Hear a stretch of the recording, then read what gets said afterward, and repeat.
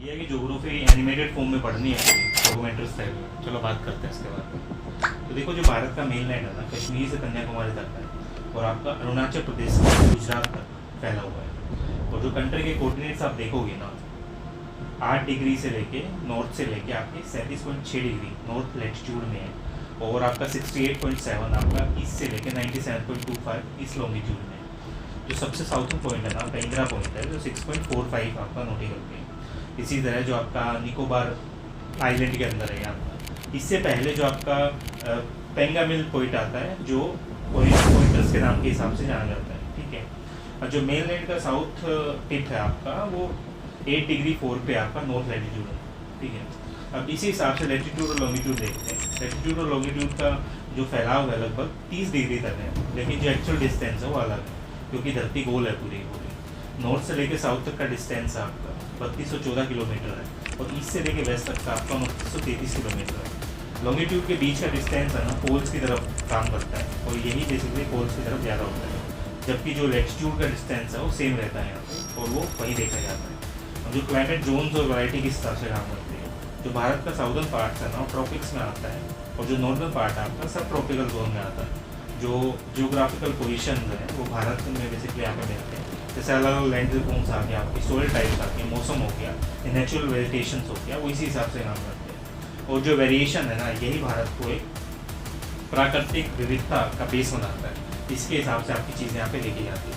अब जो लॉन्गिट्यूड है, इसका टाइम पर इफेक्ट क्या होता है? देखो, ईस्ट और वेस्ट के बीच में 30 डिग्री का फर्क है, जिससे लगभग 2 घंटे का टाइम डिफरेंस आता है आपका। और जो नॉर्थ ईस्ट है आपके, जो नॉर्थ ईस्ट स्टेट्स हैं, उसमें सन सबसे पहले उगता है। और जो जैसलमेर है वहाँ पे बेसिकली आपकी जैसलमेर जैसी जगह है, वहाँ पे देर से आता है सन आपका। फिर भी पूरे देश में एक ही समय पे IST फॉलो किया जाता है, ठीक है, इंडियन स्टैंडर्ड टाइम फॉलो करते हैं। जो भारत का साइज और डाइवर्सिटी है वो भी काफ़ी अलग है। जो भारत का टोटल एरिया आपका 3.28 किलोमीटर है, जो दुनिया का 7th लार्जेस्ट कंट्री बनाता है आपको लैंड एरिया के हिसाब से। और जो देश का साइज़ है वो फिजिकल डाइवर्सिटी के हिसाब से आपको जन्म देता है इसी चीज़ों को।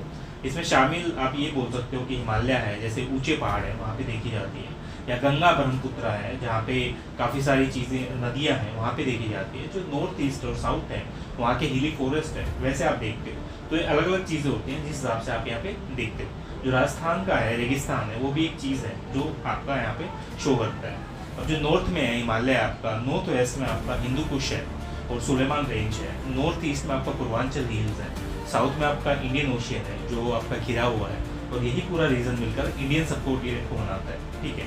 और आपने ये देख लिया कि एंडोजेनेटिक फोर्स होती हैं जो अंदर से आने वाली फोर्सेज होती हैं, या एक्सोजेनेटिक फोर्सेज होती है जो बाहर से आने वाली फोर्सेज, और धरती के सरफेस पे काम करती है, उस स्ट्रक्चर्स को सेप देती है।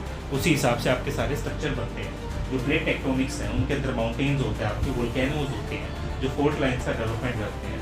और इन्हीं जियोलॉजिकल प्रोसेस से भारत का जो प्रेजेंट स्ट्रक्चर है उसका निर्माण हुआ है।